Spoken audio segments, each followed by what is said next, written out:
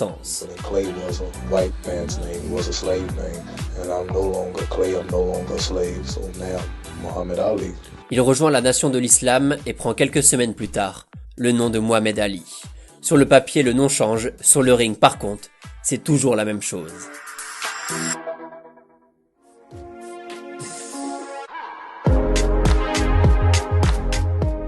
Après sa 20e victoire d'affilée lors de son combat contre Liston, Mohamed Ali enchaîne par 10 victoires consécutives, dont 7 par KO de son adversaire.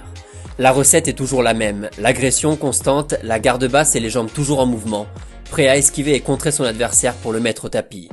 Visuellement, c'est très impressionnant, techniquement, c'est trop fort. Le temps de l'analyse au début du combat, les petits pas pour jauger son adversaire, la vitesse, les réflexes et le rythme pour accélérer et faire très mal.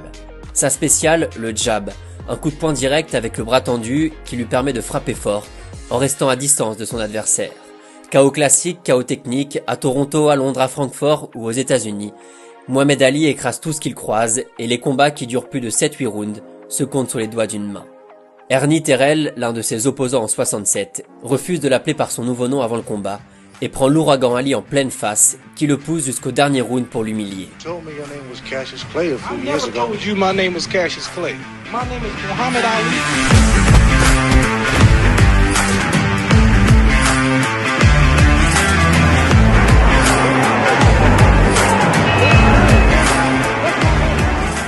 À la fin de son 29e combat remporté pour toujours 0 défaite en mars 67, le boxeur va faire parler de lui pour une toute autre raison que son talent sur le ring.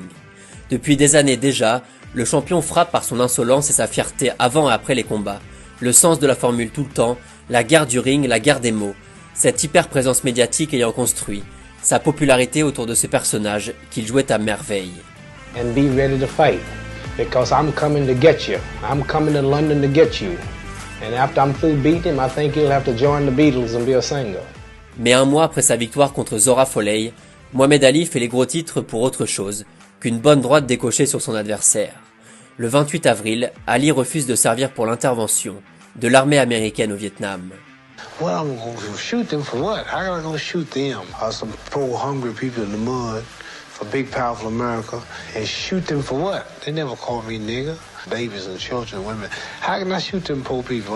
Just take me to jail. La prise de décision choque un pays où l'armée est reine. Ali perd sa licence de boxeur et son titre de champion du monde et écope quelques semaines plus tard d'une peine de 5 ans de prison. Il devient alors le symbole du contre-pouvoir, une figure sportive ultra médiatisée qui s'oppose au devoir national, un coup de tonnerre dans le monde de la boxe et une décision que Mohamed Ali va évidemment condamner en vain, traîné dans la boue par les médias et privé de compétition officielle jusqu'en 1970.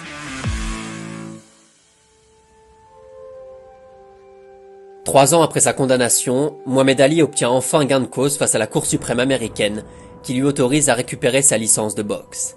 Après un premier combat de reprise qu'il remporte après le 15e round contre l'Argentin Bonavena, réputé pour sa résistance face aux coups de ses adversaires, Ali se remet en jambe avant de repartir à la conquête du titre de champion du monde. Mais à l'époque, un autre boxeur fait les gros titres depuis sa médaille d'or olympique à Tokyo en 1964.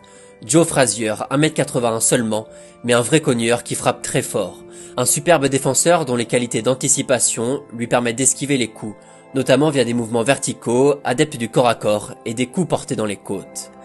Très endurant pendant ses combats, bourreau de travail et doté d'un crochet gauche à faire pâlir un punching ball, Frazier se présente en 71 comme le champion en titre invaincu, vainqueur de 23 de ses 26 combats, par KO de son adversaire. Une machine qui a de quoi faire peur à Mohamed Ali, écarté des rings pendant 3 ans, et dont la forme pose question avant le grand combat que tout le monde attend.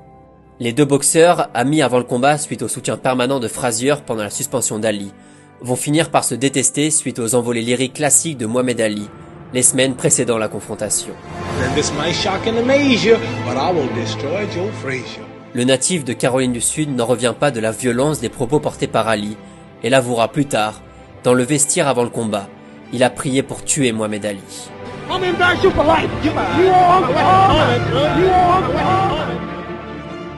Le 8 mars 71 s'oppose donc Smoking Joe et l'autoproclamé The Greatest. From Louisville, Kentucky, undefeated in 31 bouts, scoring 25 knockouts, here is Muhammad Ali.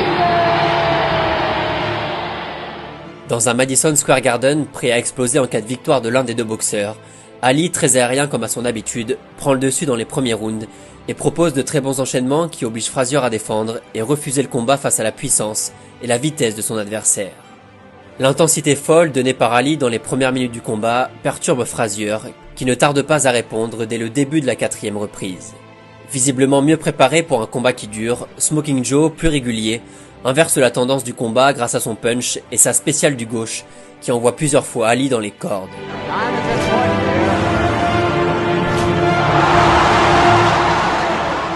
Malgré la violence des coups portés par Frazier et la durée du combat, Ali résiste comme il peut, et le combat se poursuit jusqu'au 15e round.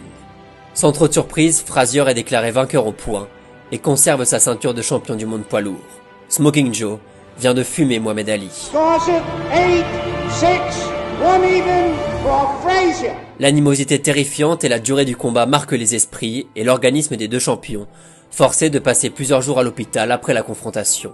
Mohamed Ali vient de subir sa première défaite professionnelle contre plus fort que lui, un combat légendaire qui a marqué les esprits et laissé des traces. Mohamed Ali a perdu, mais il va tout faire pour se relever. Les mois qui suivent le combat contre Smoking Joe, il affronte les grands noms de la boxe américaine de l'époque et remporte 10 combats d'affilée pour se rassurer et préparer son retour aux choses sérieuses. Mais le début de l'année 73 est marqué par deux grands événements. D'abord, Joe Frazier, toujours invaincu, est humilié par George Foreman, Big George, le nouveau roi des poids lourds, 1m92 et 100 kg de puissance, qui envoie 6 fois son adversaire au sol pour la victoire la plus marquante de sa carrière. 2 mois plus tard, à la surprise générale, Mohamed Ali est battu par Ken Norton en Californie, pourtant loin d'être favori de ce combat. Malgré des dimensions similaires, Norton semble plus affûté sur le ring et surprend Mohamed Ali dès la 2e reprise d'un crochet du droit en plein dans la mâchoire. À la fin des 12 rounds, Norton est donné vainqueur par 2 juges sur 3.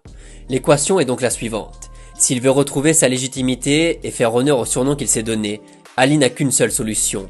Il doit prendre sa revanche sur Ken Norton et Smoking Joe et vaincre le colosse George Foreman pour récupérer son titre.